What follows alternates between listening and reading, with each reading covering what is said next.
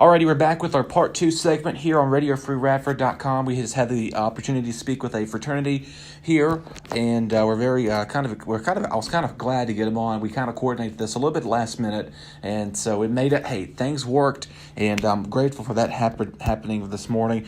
Before I came back on, I was just pretty much discussing that. What was I talking about? I don't even remember. Anyway, I was talking to one of the student leaders out there, and so getting things done. By the way, pick up a publication of The Tartan that is out today. You'll be seeing yours truly deliver that around campus between 4 and 6:30 today. So if you stop me, see what I'm driving a golf cart for. No, I am not maintenance in here to fix your shower or your broken closet. But no, by the way, maintenance does an awesome job. So hats off to those folks for sure. Anyway, so I'll be delivering that publication between 4 and 6:30 today. Stop me if you can. And I'll be delivering over 1,500 newspapers for a good chunk of the campus itself. Alrighty, moving on. Today's national day is National Protein Day, so get your protein bars out, and boy, do I love a good protein bar. I love them. I eat them about every day, at least, to give me a nice a boost of energy. That's what I pretty much enjoy with those as well. This day is focused on health benefits of one of the body's most basic building blocks. So if you're running low on some protein, get you that. Helps, remember, the protein helps develop bone, skin, cartilage, and blood while promoting weight loss and increasing muscle mass. So I think I've developed a lot of that right there. It can also help us stay fit throughout the stages of our life. High-protein foods include from salmon to pumpkin seeds. Love those two of my favorite foods about that. And of course, are you getting enough? Here's what you can. There's a guide you can take a look at for that. 74% of Americans believe that it is important to get enough protein for each meal. Obviously, your steak is you can get protein from that. And actually, another statistic shows that 2 out of 3 Americans feel they understand how much protein they should eat. So chicken is number 1 on the chart, followed by beef.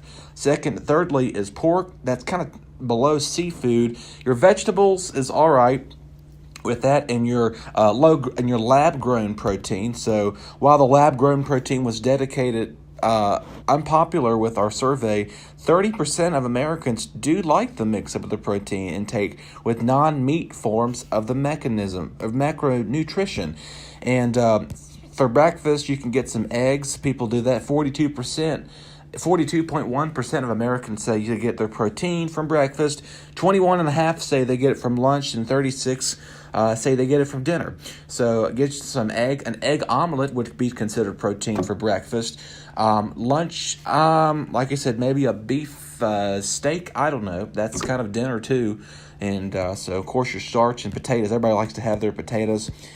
Baked potato, I personally do, and some steak. That's the way to do it. Put a little gravy on that steak sauce, and hey, you're good to go.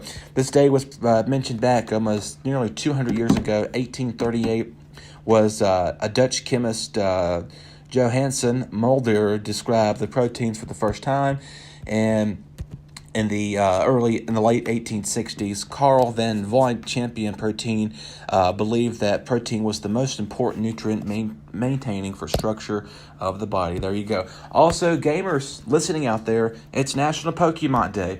Now, I'm going to make a small rant about this, and I'm not going into too detail.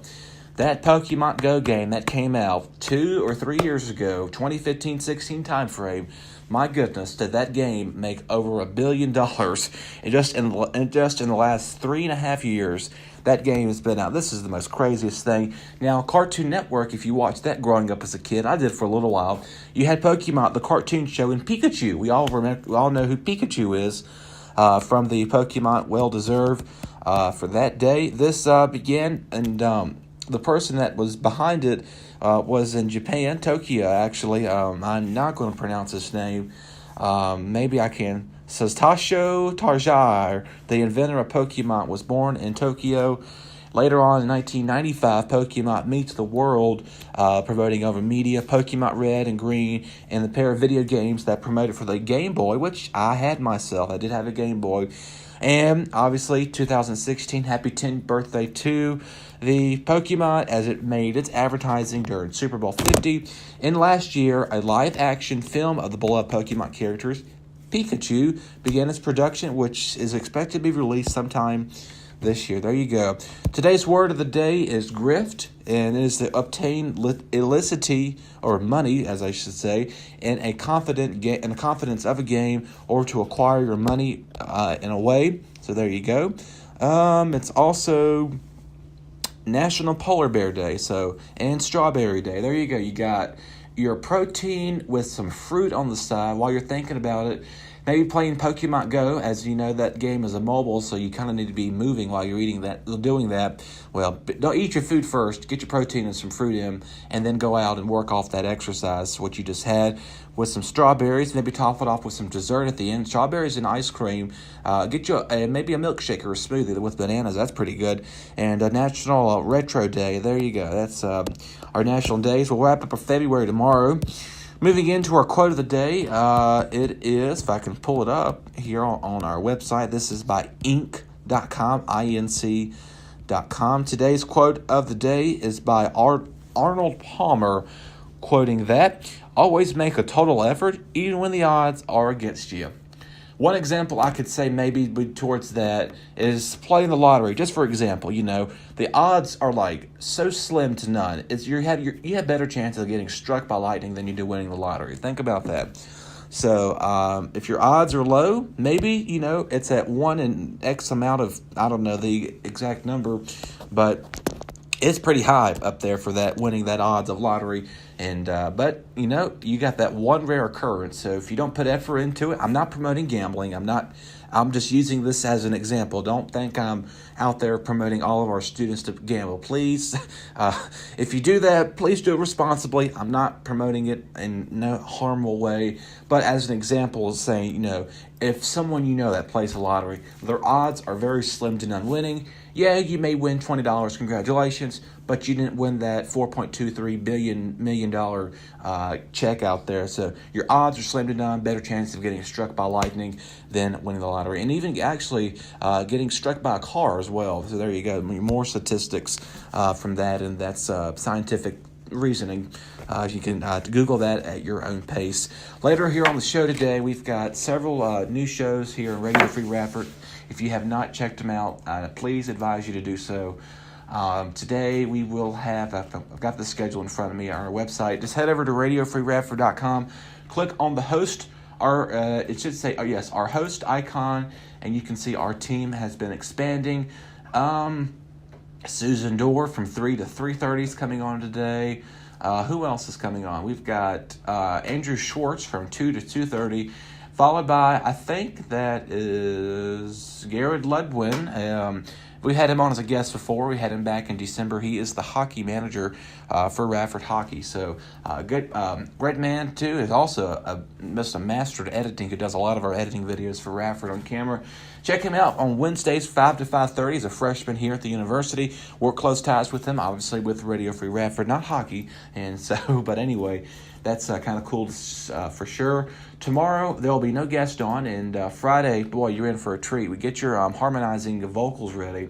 We'll be filming that on my YouTube channel, Dustin Staples. You can check that out. I'll have the video up on Facebook. We'll feed it over to radiofreeradford.com, the website on Facebook at Radio Free Radford. Follow there on Twitter and Instagram, Radio Free Radford and Radio Free Radio on Twitter. Also follow RU Weather One on Instagram and Twitter as well for the latest weather information that stays around campus that can keep you informed. Alrighty, folks, I'm off the air this morning. I'll be back with you tomorrow. And, excuse me, Tristan Blake Ryan's, hopefully him and his guests will be here for the Ryan's Report. I'm drawing a blank here. Laura, still early in the morning. I got a few hours of sleep last night, but, that's how life happens, I guess. And so, anyway, have a wonderful Wednesday, folks. Get out and enjoy this nice weather. We got some rain moving in tomorrow. Things are pointing the potential of a little bit of icing early Friday morning. I'm not too confident that will happen, but we shall see what is to come. In the meantime, we'll get you back to the Backstreet Boys. Don't go breaking my heart. Have a great day, folks.